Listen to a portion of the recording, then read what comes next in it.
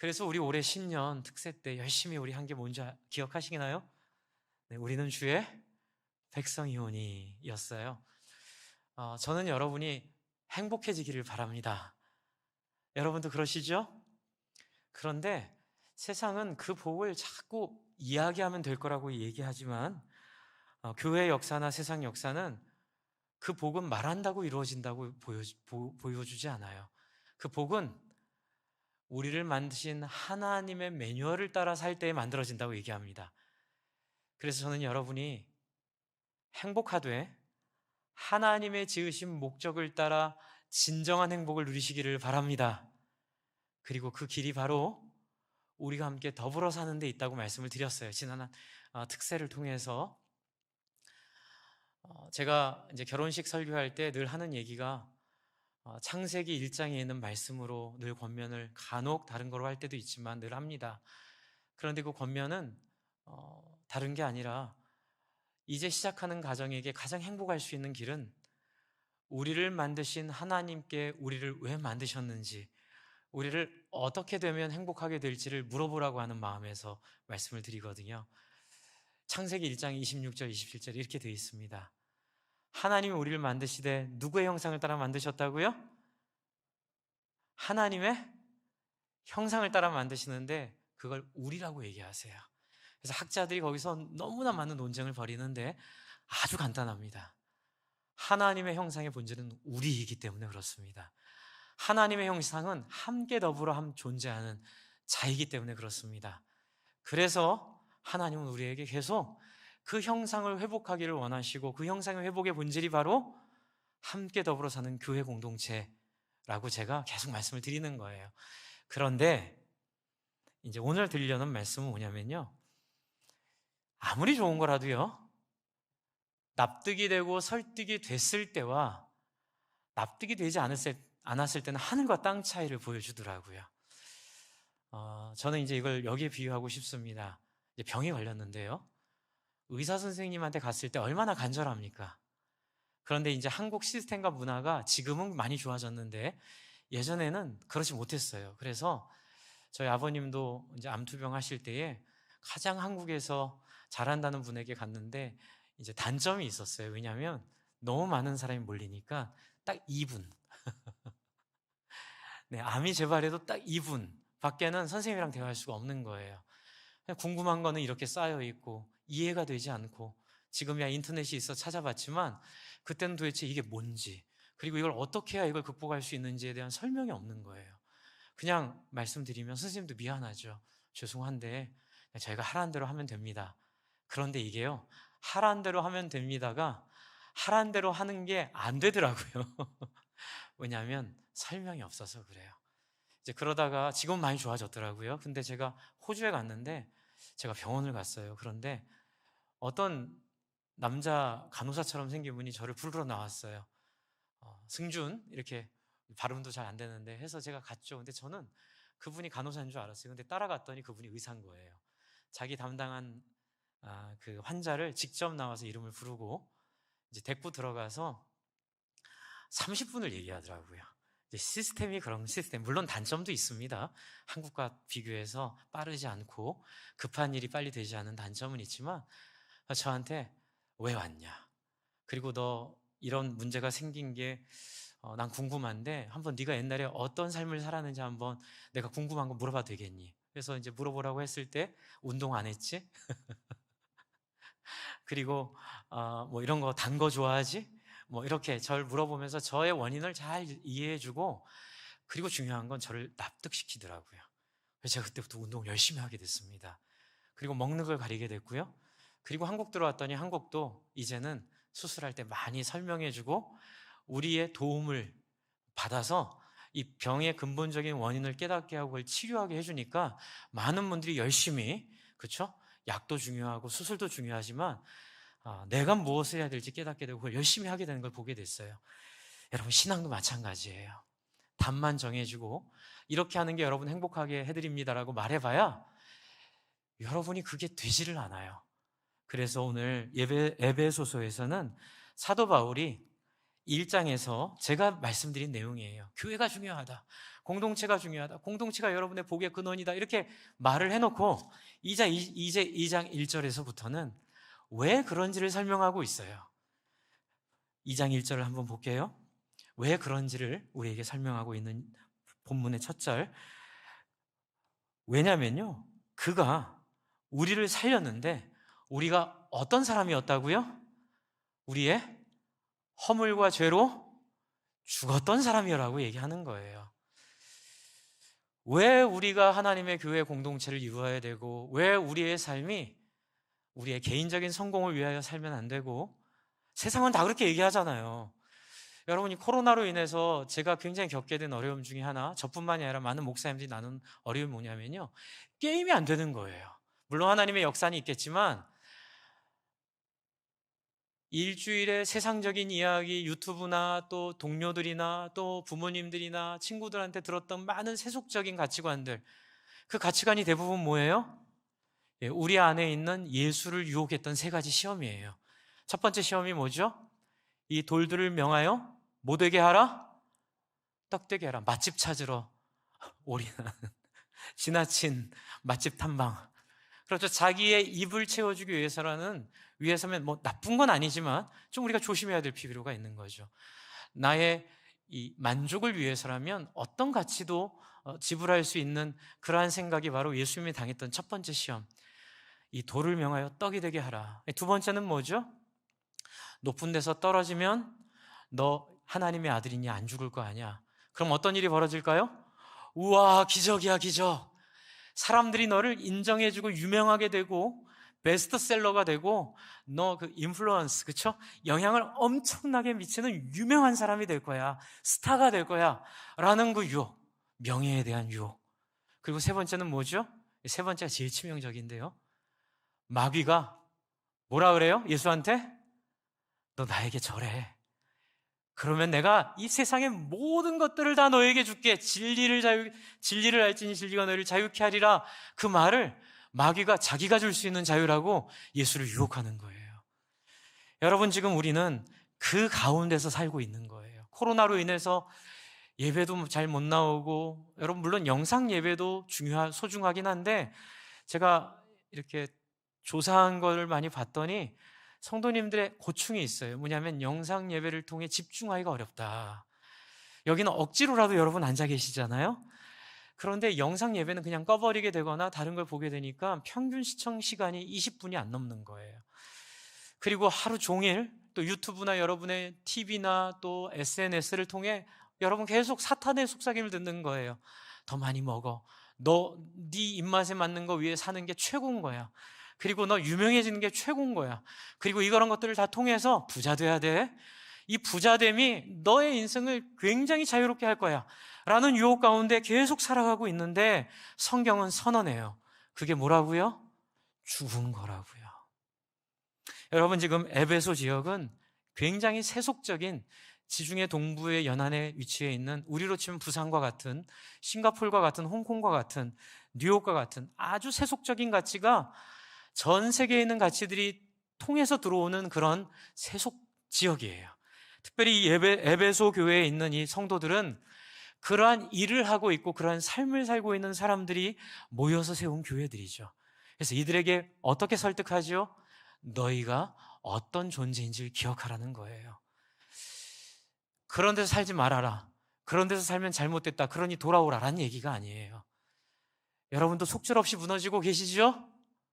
이 자리에 앉아 계시지만 여러분의 가치관과 삶을 그런 예수님을 유혹했던 세 가지 유혹, 또 사탄이 유혹했던 보암직하고 먹음직하고 지혜롭게 할 만큼 탐스러워 보이는 그 세 가지 유혹에 여러분 날마다 지고 계시죠?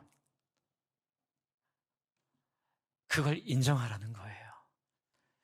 그래서 뭐라고요? 허물과 죄로 어떻게 해요?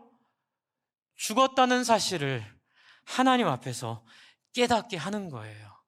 의사 선생님이, 선생님, 당신 지금 운동 안 하고 아무리 약을 잘 먹어도 먹는 거 안 가리고 지금 살던 대로 살면 10년 안에 분명히 뭐가 하나 와서 여러분, 당신 수명이 줄어들 수 있습니다.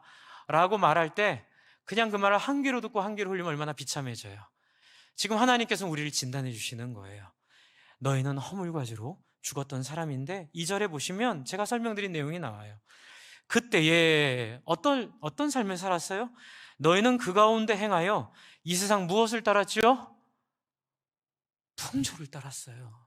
제가 말씀드린 거예요. 공중권세 잡은 자를 따랐으니, 그리고 제가 말씀드린 모든 것의 핵심은 뭐예요? 한 귀로 듣고 한 귀로 흘리는 거예요. 그게 불순종입니다. 여러분, 불순종은 하나님을 대적하는 게 아니에요. 한번 따라해 주실래요? 한 귀로 듣고 한 귀로 흘리는 것, 그게 불순종이에요. 그냥 그러려니 하는 것. 이것이 소돔과 고모라가 멸망하게 됐던 가장 비참한 이유 중에 하나예요. 사람들은 심각하게 듣지 않아요. 그러나 니느웨 성의 사람들은 심각하게 들었고 회개를 했어요. 여러분, 저와 여러분은 불순종의 아들들 가운데 역사하는 영 가운데 사로잡혀 살고 있었고, 그래서 3절에 보시면 전에는 우리도 다 그 가운데에서 어떻게 살았어요? 우리의 육체의 무엇을 따라? 욕심을 따라 지내며 육체와 마음에, 제가 아까 말씀드린 거죠. 자유, 사탄이 주는 거짓 자유죠. 원하는 것을 하면, 나 돈 있어, 내가 하고 싶은 거 다 할 수 있어, 나 유명해, 내가 한마디 하면 사람들이 다 내 말에 좌지우지돼. 이들과 같이 본질상 무엇이라고요? 하나님의 진노 가운데 있다고 성경이 선언하고 있어요. 여러분, 우리의 공동체로 가는 첫 시작은 바로 뭐냐면요, 저와 여러분이 어쩔 수 없는 이 진노 가운데 있는 사람이라는 걸 인정하고 깨닫는 데 있어요. 이걸 안 하는 것은 우리가 잘 못해요. 하지만 어찌할꼬 하나님이여 내가 어찌할꼬, 여러분 안에 있는 모든 자부심들이 무너져 내리고 여러분 안에 있는 모든 자기 우상들이 하나님 앞에서 드러나 그것들 앞에 민망하게 여기고 그것들을 깨닫게 되는 그 순간이 분명히 하나님 앞에서 필요하다고 성경은 말하고 있어요. 이렇게 보면은 다시 공동체로 돌아가는 거죠. 아까 전에도 우리 전우식 집사님 간증해 주신 것처럼, 여러분, 공동체는 우리가 어떤 존재인지를 세상에 막 찌들어 있다가 목장에 와서 그래도 말씀을 듣고 함께 삶을 나누다 보면 막 부끄러워지고 도전이 오는 거예요. 그리고 그런 말을 들으면 나도 어떻게 좀 기도해 봐야지라는 생각이 들고, 또 이 예배 가운데 여러분 일주일 내내 그런 세상적인 생각 가운데 사로잡혔다가 이 짧지만 게임도 되지 않는 시간이지만 온라인으로라도 10분이라도 정말 여러분이 내가 잘못 살고 있구나, 이렇게 살면 큰일 나겠구나 라는 걸 조금이라도 깨달으면 그것이 하나님의 공동체로 다시 돌아가게 되는 시작점이 되고 방아쇠가 되고 그것이 불꽃의 점화가 된다는 말이죠. 참 죄송한 표현이지만 여러분, 우리가 세상의 이야기에 그대로 살게 되면 여러분, 우리의 삶은 정말로 소망 없이 사라지게 됩니다. 그것은 교회를 다녔던 안 다녔던과 상관없어요. 그것은 내가 종교를 가졌던 안 가졌던 그것과 상관없어요. 잠깐 영상을 하나 보여드리려고 하는데, 영상을 보여드리는 이유는 뭐냐면 지금 3절에 있는 우리의 모습을 좀 돌아보려고 하는 건데요, 이 영상은 지금 우리가 묵상하고 있는 요한복음 어제 말씀이었어요. 5장의 말씀 중에 어제 5장 말씀을 우리 같이 매일 성경으로 묵상했는데, 그 중에 하나가 뭐냐면 베데스다 연못에서 예수님 하신 일이 나오는데, 저는 이걸 오징어 게임의 원판이라 생각을 해요. 왜냐하면 2000년 전부터 이 오징어 게임에 아이디어가 있었어요. 그건 뭐냐면 서로 경쟁해야만 살아남는, 그 심지어는 종교 안에서도 교회 안에서도 경쟁해야만 살아남는 그 판 가운데 예수님 오셔서, 여러분, 예수님이 38년 동안 이 물에 못 들어가서 병이 못 낫는다고 믿고 있었던 이 사람을 낫게 해주는 장면이거든요. 한번 영상 보시고 또 같이 말씀 나누도록 하겠습니다. 명절이 되어 예수님께서 예루살렘으로 올라가셨어요. 예루살렘 양문 곁에는 베데스다라는 연못이 있었어요. 이곳에는 많은 병장, 소경, 절뚝발이, 손발이 마비된 사람들이 여기저기에 모여 연못물이 움직이는 때를 기다리고 있었어요. 그 연못에는 가끔 천사가 내려와 물을 휘저어 놓곤 하는데, 물을 휘저어 놓은 다음에 제일 먼저 들어가는 사람은 무슨 병이든지 다 나았다는 전설이 있었기 때문이에요. 그런데 그곳에 38년 동안이나 병을 앓고 있는 병자가 누워 있었어요. 이렇게 산 지도 벌써 40년이 다 되어 가는구나. 평생을 고통받으며 살 수밖에 없다니. 나에겐 아무 희망이 없구먼. 내가 낫고 싶으냐? 예수님께서는 그가 오랫동안 병으로 앓고 있는 것을 알고 계셨어요. 물론이지요. 하지만 보시다시피 몸을 움직일 수가 없는데 물이 움직일 때 나를 연못에 넣어주는 사람이 없습니다. 내가 연못 가까이로 가는 동안에 다른 사람이 먼저 들어가 버립니다. 일어나 내 자리를 들고 걸어가라. 예? 몸이 움직여. 놀랍게도 병자의 병이 나았어요. 병자는 자기가 누워있던 자리를 거두어 들고 걸어 나갔어요. 거기 당신 안식일에 지금 뭐 하는 거요? 나를 고쳐주신 분이 이 자리를 들고 걸어가라고 하셨어요. 도대체 그런 말을 한 사람이 누구요? 그러나 병자였던 그는 자기를 고쳐주신 분이 누군지 알지 못하였어요. 왜냐하면 그곳에는 많은 사람이 있었고 예수님도 이미 다른 곳으로 가셨기 때문이에요. 그 후에 예수님께서 다시 성전에서 38년 된 병을 고쳐준 사람을 만났어요. 이제는 병이 깨끗이 나았으니 더 무서운 병에 걸리지 않도록 다시는 죄를 짓지 마라. 여기 이분이 저를 낫게 해주신 분이에요. 이자로군, 안식일에 일을 하는 것은 불법이라는 것을 모르시오?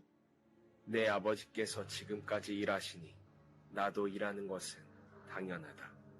뭐요? 당신이 하나님의 아들이라도 된다는 말이요? 어찌 감히 그런 말을? 유대인들은 예수님이 안식일을 지키지 않았을 뿐만 아니라 하나님을 아버지라고 부른다며 더욱 예수님을 시기하고 죽이려고 하였어요.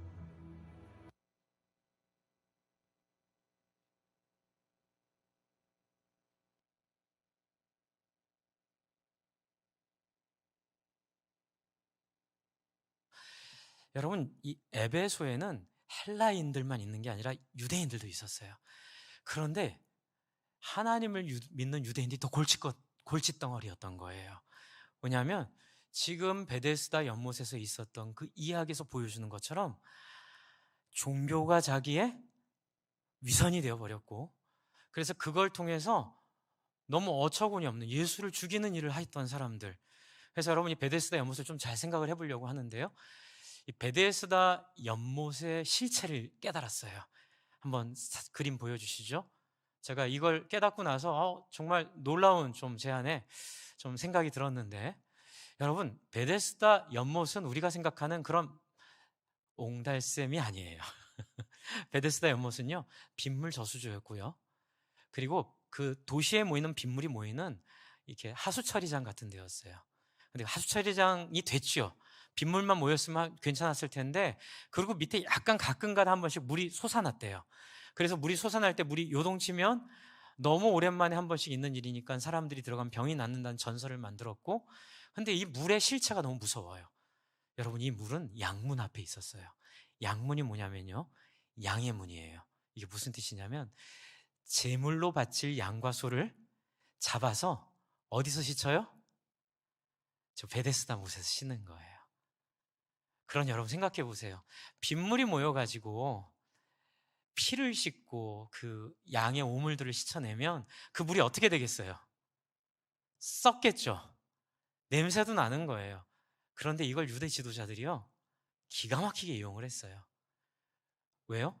우리가 제물로 바치는 이 제물을 씻는 물이니 신성하고 이 물에는 어떤 특별한 능력이 있을 거라고 소위 말해서 거짓말을 한 거예요. 그 이유는 뭐냐면 자기들이 누릴 종교적인 힘들, 자기들이 누릴 종교적인 어떤 그 이해관계가 있었기 때문에 유대인들은 저 베데스다 연못에 행각까지 지어가지고 많은 병자들 모이게 하고, 그 다음 보여주세요. 그 다음 장. 네. 저게 이제 예루살렘에 있는 그 미니어처. 제가 베데스다 실제 우리가 상상해서 만든 그 못 행각이 지어졌고요. 거기에 길이 있죠. 그 길로 양문으로 이제 양을 갖고 들어가는 그 상황을 가지고, 정말 죄송합니다, 종교적인 사업을 한 거예요. 누가요? 유대인들이요. 예수님이 이 자리에 지금 오신 거예요. 여러분, 저는 여기서 굉장히 좀 제 안에 가슴 아픔이 있었어요. 뭐냐면 저는 어렸을 때부터 교회 안에서 이 경쟁하면서 교회를 열심하게 하는 문화를 좀 배웠거든요. 그래서 저도 거기서 막 경쟁하고 총무가 되고 회장이 되고, 누가 뭐 돋보이고, 돋보이면 그 사람이 막 이렇게 사람들한테 존중받고 인정받고, 그 짓을, 죄송합니다, 저 사람들이 하고 있었더라고요. 그럼 우리는 뭐였지? 우리의 신앙은 뭐였지? 그때 예수님 나타나신 거예요. 여러분, 예수님 나타나서 뭐 하셨죠? 한번 따라하세요. 네가 무엇을 원하느냐? 그때 이 병자가 얘기해요. 예수님, 저는 저기로 들어가야 제가 병이 나을 텐데 제가 아무도 넣어줄 사람이 없어서 못 들어가요. 일어나기 원해요. 그래, 예수님 딱 한마디 하세요. 일어나 자리를 들고 걸으라. 할렐루야. 네. 물에 들어갈 필요가 없었던 거예요. 그 물에 들어가지 않아도 하나님은 우리의 병을 낫게 하시는 분이세요. 우리의 타락은, 우리의 인간적인 욕망은 심지어 하나님을 섬기는 제사까지 영향을 미치고 하나님을 섬기는 신앙까지도 종교로 타락시켜버리는, 그래서 지금 에베소서에 있는 교회에 사도 바울은 헬라인들은 세속 권세를 따라 사는 사람들, 죄로 죽었다라고 말하고요, 유대인들은 예배 잘 드린다고? 성전이 중요하다고? 아니야, 너희도 세상 권세를 따라 그렇게 신앙생활하고 있는 거 아니야? 라고 말하며 헬라인이든 유대인이든 다 주님 앞에, 하나님 앞에 뭐라고요? 죄인이라는 거예요. 제가 청년 때 예수님 믿고 가장 크게 받은 충격 중에 하나가 이거였어요. 교회 나오는 것 자체, 교회로 인한 자부심 자체가 우리한테 얼마나 잘못된 신앙의 길로 우리를 인도할 수 있는가. 저는 이 예수님뿐만이 아니라 누가복음, 마가복음에 나오는 4명의 친구가 중풍병자를 줄에 내려서 그 사람을 내려 예수님에게 낫게 했을 때 예수님이 그들의 믿음을 보시고 그 중풍병자를 낫게 한 그 예수님을 만나면서 정말로 제 안에 자유가 있었고 제 안에 정말로 해방이 있었던 기억들이 오늘 이 말씀을 준비하면서 새삼 생각이 났거든요. 주 안에 사랑하는 성도 여러분, 제가 세상 얘기하니까 혹시 저와 여러분은 목사님, 저는 그래도 목사예요, 저는 그래도 교회에서 오랫동안 생활했어요 라고 혹시 생각이 드신다면 그 생각 내려놓으셔야 될 거예요. 왜냐하면 직분과 어떤 좋은 교회에 다녔는지, 심지어는 어떤 업적을 갖고 있는지도 하나님 앞에서는 중요하지 않아요. 우리는 다 하나님 앞에 죄인이에요. 여러분, 이것을 인정하고 이것을 받아들여야만 어떤 일이 벌어질까요? 4절이 시작돼요. 4절 한번 같이 읽겠습니다. 시작. 긍휼에 풍성하신 하나님이 우리를 사랑하신 그 큰 사랑을 인하여 허물로 죽은 우리를 그리스도와 함께 다시 살리셨고. 여러분, 사람이 설득이 되려면 내가 이대로 살면 큰일 난다는 사실을 깨달아야만 다른 방법을 받아들이게 돼 있어요. 지금 유대인들의 비참함은 뭐예요? 그 썩은 물에다가 사람들을 자기의 종교적 권세를 유지하기 위해서 사람들을 속인 거예요. 여러분, 이 중풍병자 입장에서 얼마나 비참하겠어요. 먼저 들어가야 되는데 걷지를 못해요. 그리고 누가 도와줬으면 좋겠는데 다 자기 코가 석자예요. 그러니 어쩌다가 물이 움찔할 때는 옆에서 도와주겠다고 말했던 사람도 먼저 들어가 버려요.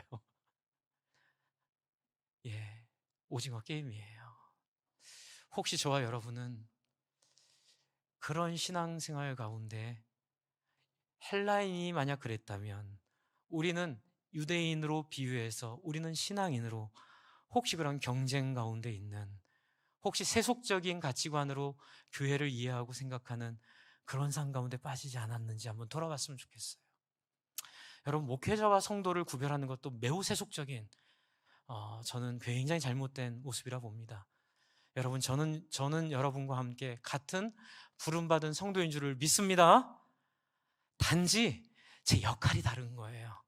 저는 풀타임 사역자로 말씀을 집중해서 연구하면서 이 말씀을 통하여 여러분에게 섬길 수 있는 준비를 시켜드리는 거고요. 여러분은 또 사회에서, 직장에서 파송받은 선교사로 돈을 따라 살지 않고, 그리고 그것 때문에 여러분 세상적인 방법을 쓰지 않는 모습을 부장님으로, 과장님으로, 사장님으로, 또 어떤 자기에게 주어진 역할 속에서 하는 것이고, 또 일부는 교회에 오셔서 화초도 돌봐주시고 관리 일도 해주시고, 때로는 성도들을 신방해 주시는 장로님으로, 또 기도해 주시는 권사님으로, 또 교회의 여러 가지 재정을 돌보는 안수 집사님으로, 단지 저와 여러분의 하는 일이 다를 뿐이지 우리는 동일하게 하나님 앞에, 그렇죠, 부름받은 성도입니다. 여러분, 지금 그래서 우리에게 말하고 있어요. 우리는 죽었던 사람들입니다. 할렐루야. 저와 여러분은 죽었던 사람들. 그러니까 이 시점으로 여러분이 여태까지 했던 신앙생활 다 털어버리세요. 내가 무엇을 했던 그게 중요하지 않아요. 내가 옛날에 어떤 일을 했던, 어떤 은혜가 있었던 그게 중요하지 않아요. 그걸 세우는 순간 우리는 썩은 물을 사람들에게 이용해서 경쟁시키는 그런 사람들밖에 되지 않기 때문에 그래요. 오늘 우리가 만나고 있는 주님이 누구인지, 내가 어떤 사람인지를 돌아보아 여러분, 우리가 주님 앞에 그렇게 나아가기를 소망합니다. 여러분, 이런 말씀드려 죄송하지만 지난주에 참 가슴 아픈 이야기를 하나 들었어요. 목사님들이 너무 가슴 아파하시고 지방에 있는 모 교회가 이렇게 세습을 하기 위해서 방법을 찾다가 페이퍼 컴퍼니를 만들어서, 페이퍼 교회를 만들어서 합병하는 방식으로 결국은 자기 아드님에게 교회를 물려줬다는 소식이 들리면서 너무너무 목사님들끼리 지금 난리가 났어요. 우리가 정말로 이거 회개하고 금식해야 된다. 여러분, 그런 모습 왜 일어났는 줄 아세요? 예수님을 죽이려고 했던 그 종교 이해관계 가운데 빠진 사람들이기 때문에 그래요. 하늘의 권세에 속해 있는 사람들, 주 안에 사랑하는 성도 여러분, 저와 여러분도 그 허물로 죽은 사람들이었음을 고백합니다. 우리 안에 선한 게 하나도 없어요. 여러분, 저도 믿지 마세요. 믿을 사람이 아무도 없어요. 그러나 딱 하나 믿을 수 있는 건 뭐예요? 4절, 긍휼에 풍성하신 하나님이. 할렐루야. 여러분, 우리가 어떤 사람들인지를 우리가 모르지만 그럼에도 불구하고 긍휼에 풍성하신 하나님이 우리를 사랑하신 그 큰 사랑으로 인하여 예수 십자가에 죽기까지 순종하게 하시고 섬기고 사랑하는 그 모습을 통하여, 여러분, 예수님 계산 안 하셨어요. 내가 이 병자 살리면 저 유대인들이 나 죽일 거다 알고 계셨지만 그냥 살려버리세요. 그리고 그 죽음의 길로 순종하며 가세요. 그리고 십자가에 죽기까지 순종함으로 말미암아 어떻게 해요? 부활하신 예수 그리스도를 통하여 5절, 우리도 함께 살려주셔서 어떻게 하라고요? 7절이에요. 7절 한번 같이 읽겠습니다. 시작. 이는 그리스도 예수 안에서 우리에게 자비하심으로써 그 은혜의 지극히 풍성함을 오는 여러 세대에 나타내려 하심이니라. 할렐루야. 아멘. 저는 이 능력을 믿습니다. 여러분, 교회가 세상과 같지 않게 됐을 때 나타난 능력을 믿습니다. 여러분, 교회에서 경쟁시켜서 교회를 열심히 하게 하고 정말로 종교적인 어떤 그 의무를 주어서 열심히 하게 하는 건 다 베데스다 연못이고요. 이것을 우리가 깨치고 나아갈 때 어떤 일이 있을까요? 은혜로 섬기는 교회가 될 줄로 믿습니다. 그렇게 됐을 때 여러분의 삶에 사명이 생겨요. 뭐라고요? 7절에 이는 그리스도 예수 안에서 우리에게 자비하심으로써, 여기까지는 우리가 이해하죠. 근데 그 다음이 너무나 감당하기 어려운 은혜예요. 그 은혜의 지극히 풍성함으로 우리를 어떻게 해요? 오는 여러 세대에 나타내려고 우리를 부르셨어요. 할렐루야. 대통령 전용기에 초대받아서 대통령의 국사에 초대받은 사람의 영광 이상으로 비교가 안 되죠. 여러분, 미국의 정치를 좌우하는 자리에 초대받아 거기에서 전 세계의 정책을 결정하는 사명을 받은 것과 비교 안 될 정도의 이상으로 저와 여러분은 어떤 사명을 받았나요? 오는 여러 세대에 이 하나님의 역사를 전할 수 있는 사람으로 부름 받았음을 믿으시기 바랍니다. 예전에 제가 특이한 얘기를 들은 적이 있어요. 어떤 스님이 돌아가실 때, 큰 스님이신데 제자들이 물어봤대요. 스님, 한마디만 해주십시오. 스님이 바로 돌아가시는 한마디 한 게 뭐냐면요, 무라고 하고 돌아가셨대요. 그런데 제 마음에 왜 이렇게 와닿는지요. 저도 고등학교 때 윤리 시간에 굉장히 저를 힘들게 했던 게 뭐냐면, 사람의 존재는 이 땅에 왔다가 사라지면 아무도 기억 못하는 먼지로 돌아간다는 게 너무 힘들었는데, 그 힘든 건 우리가 하나님의 형상이기 때문에 힘든 거예요. 왜요? 우리는 그렇게 태어나지 않았어요. 할렐루야. 여러분, 우리는 그냥 이 땅에서 70년, 80년 이렇게 돈 많이 잘 모으고 뭐 사람들한테 아쉬운 소리 안 하고 떵떵거리며 한번 살다가 아무 의미 없이 돌아갈 사람으로 부름받았지 않았고요. 저와 여러분은 어떻게 부름받았습니까? 다니엘서에 있는 것처럼 한번 따라해 주실래요? 사람들을 옳은 대로 돌아오게 하는 자는 하늘의 별과 같이 빛나리라.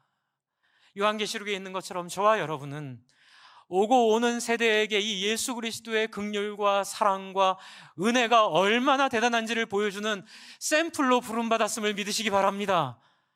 저도 여기에 최선을 다할 거고요. 여러분도 여기에 최선을 다하여, 여러분, 우리 안에는 그런 세속적인 가치관으로 따라 사는 비참한 종교인들이 없기를, 또 우리 안에는 세상을 따라 사는 그렇게 아픈 사람들 가지고 장난치는 사람이 없기를, 제가 먼저 그렇게 돼야 되겠죠. 정말로 경쟁하지 말고 세상적으로 교회 생활하지 말고 어떻게 해요? 사람을 살리고 사람을 품고 사람을 섬기고 사람을 새롭게 하는 그런 귀하고 놀라운 자리에 여러분 초대받은 사람처럼 이 영광을 누리시기를 바랍니다. 이게 지금 사도 바울께서 우리를 설득하고 있는 설득의 이유예요. 그리고 여러분 8절에 보세요. 8절에 너희는 그 은혜에 의하여 무엇으로 말미암아요? 믿음으로 말미암아. 지금 우리 요한복음 얘기하고 있는데, 여러분, 요한복음이 얘기하는 믿음은 순종의 믿음, 관계의 믿음이에요. 제가 지난주 금요일날 했던 설교를 한번 들어주세요. 온라인으로. 거기에 제가 이 믿음에 대한 설명을 잘 좀 하려고 애를 써 해놨어요. 여러분, 믿음은 그냥 예수님 내가 알아요, 이 믿음이 아니고요. 이 믿음은 경험한 믿음, 이해된 믿음, 예수를 만난 믿음이라는 거죠.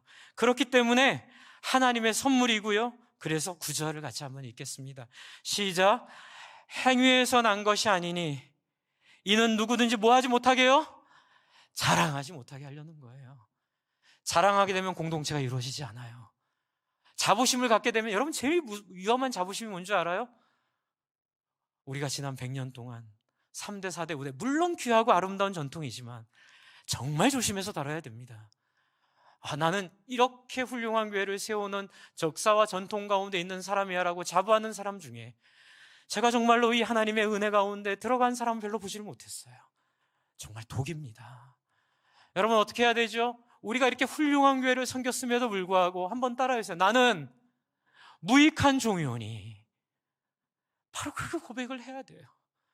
하나님이여, 나는 무익한 종이고 나는 기한을 다 채우지 못하고 태어난 사람처럼 죄인 중에 괴수이나이다.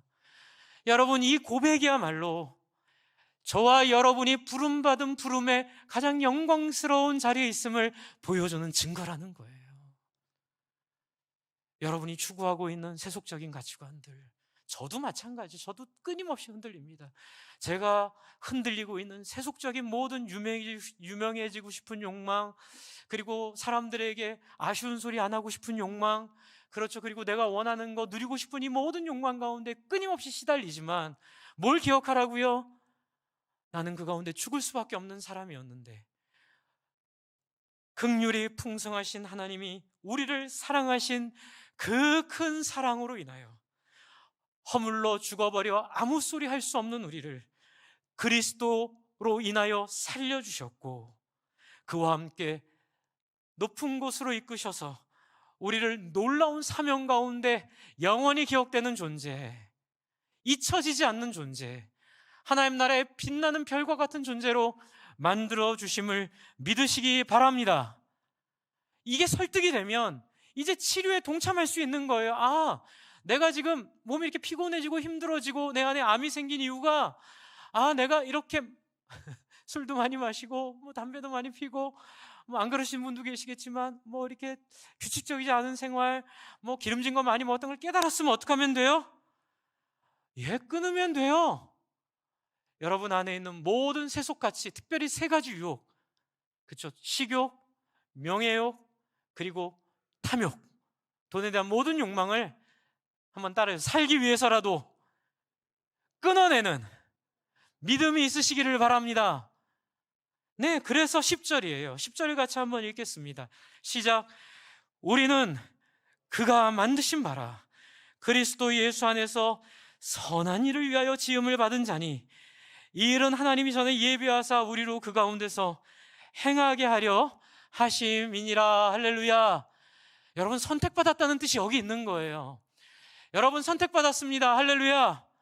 무엇을 위해 선택받으셨나요? 이 말씀대로 그리스도 예수 안에서 선한 일을 위하여 선택받았어요. 경쟁하는 교회 만들지 맙시다. 사람 살리는 교회 만들라고 여러분 부르심 받은 줄을 믿으시기 바랍니다. 또한 여러분의 인생을 통하여 세상이 말하는 가치가 얼마나 무의미한지를 간증하는 인생 되시기를 바랍니다. 이 일이 안 될 때마다 엎드려서 통곡하고 기도하시고, 주여 나는 죄인이로소이다, 나는 죄인이로소이다, 불쌍한 나를 구원하여 주소서라고 통곡하고 기도할 때마다 우리 안에 이 선한 일을 위해 지음받음을 기억하게 하시고, 또 이 가운데서 행하게 하려 하시는 그 하나님의 창조의 꿈, 제가 이 말 너무 좋아해요. 여러분, 창세기 1장에 있는 우리가 우리의 형상을 따라 사람을 만들되 복수로 만들자, 공동체로 만들자, 그래서 남자와 여자로 만드셔서 결혼이라는 제도를 통하여 얼마나 하나님이 우리를 사랑하시고 또 우리도 서로 사랑하게 하기 위해 만드셨는지를 알게 하셨는데, 이 땅에는 모든 결혼이 다 깨어지고 자기의 욕망을 따라 결혼하고 자기의 뜻과 맞지 않으면 이혼해버리고 처음 했던 약속과 달라지면은 떠나버리는 그런 비참한 시대 가운데 우리가 살고 있잖아요. 주 안에 사랑하는 성도 여러분, 이혼은 정말로 안 되는 거예요. 정말 상대편이 잘못돼서 어쩔 수 없이 하는 이혼은 할 수 없지만, 그러나 내가 원인이 돼서 하는 이혼은 정말 안 되는데, 그 이유는 바로 창조의 꿈을 상징하기 때문에 그래요. 주 안에 사랑하는 성도 여러분, 안 되는 우리를 부여잡고 하나님 앞에 통곡하시기 바랍니다.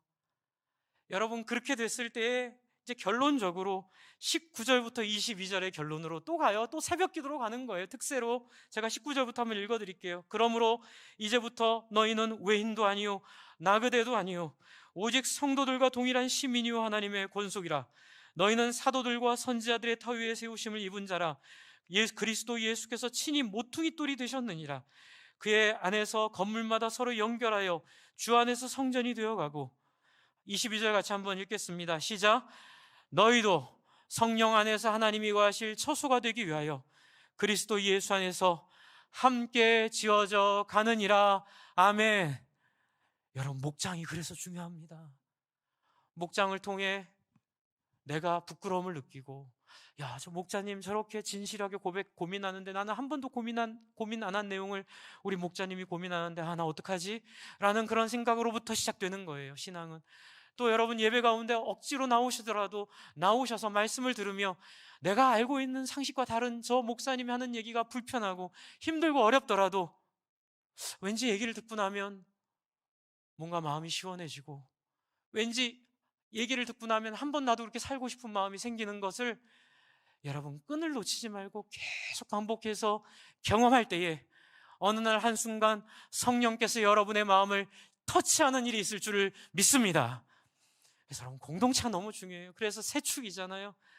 예배, 그렇죠? 그리고 목장, 그리고 상공부, 제자훈련, 이 세 축을 통하여 여러분이 뭐가 우선, 그런 거 없어요. 목장을 통하여 여러분이 예수를 만나시기를 바랍니다. 예배를 통하여 예수를 만나시기를 바랍니다. 제자훈련을 통하여, 상공부를 통하여 예수를 만나시기를 바랍니다.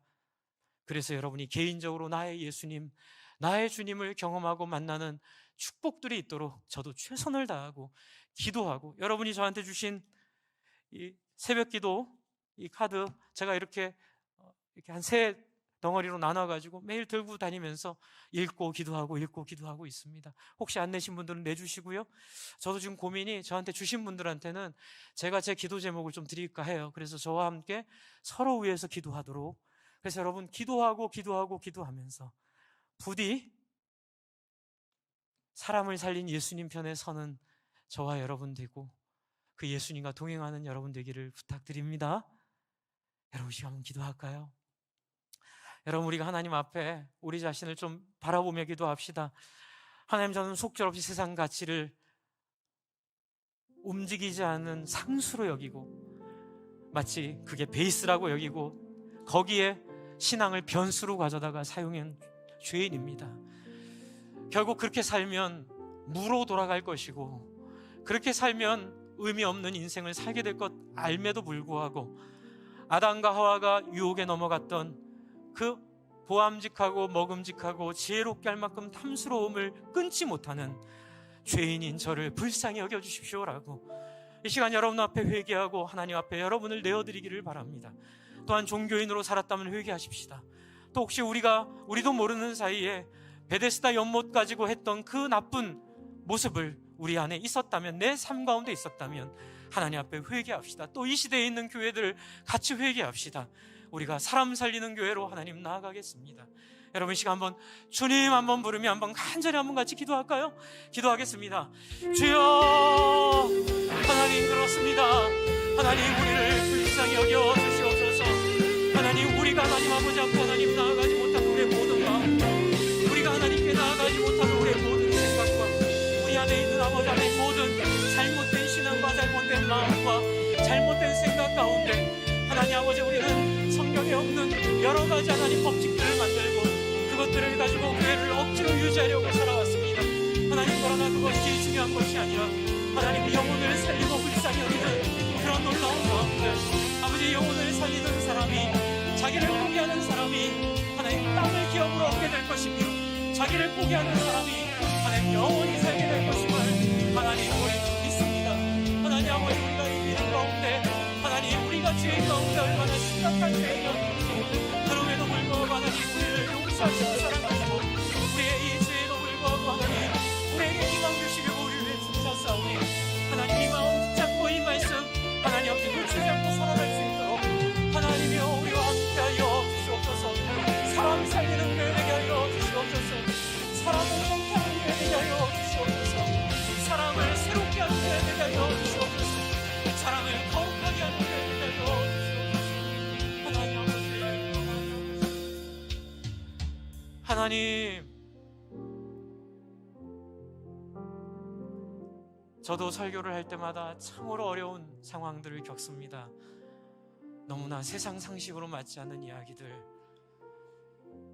세상은 부자 되기 위해 노력하는 인생이 가치 있고 보람되다 말하지만, 주님은 의에 줄이고 목마른 자, 영혼을 섬기기 원하는 자, 사람을 살리기 원하는 자가, 부자 되기 원하는 자들이 누리기 원했던 그 모든 것들을 역설적으로 누린다고 말씀하고 계심을 믿습니다. 하나님, 세상 방법으로는 설명할 수 없는 이 어마어마한 비밀을 우리 성도님들이 경험하도록 예수님 만나 주시옵소서. 성경을 통하여 만나게 하여 주시옵소서. 자기가 생각하는 바램을 말하는 예수님을 오해하지 않게 하여 주시고, 갈릴리 바닷가를 다니셨던 예수님, 혈류병 걸린 여인을 낫게 하신 예수님, 또 그 수많은 사람들을 위로하시고 살리셨던, 그러나 때로는 종교인들을 향하여 정말로 무섭고 단호하게 그 자리에서 벗어나라고 경고하셨던 예수님을 만나게 하여 주시옵소서.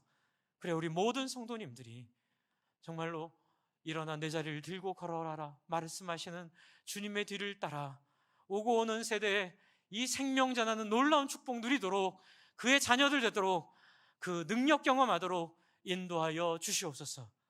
예수님 이름으로 기도합니다. 아멘.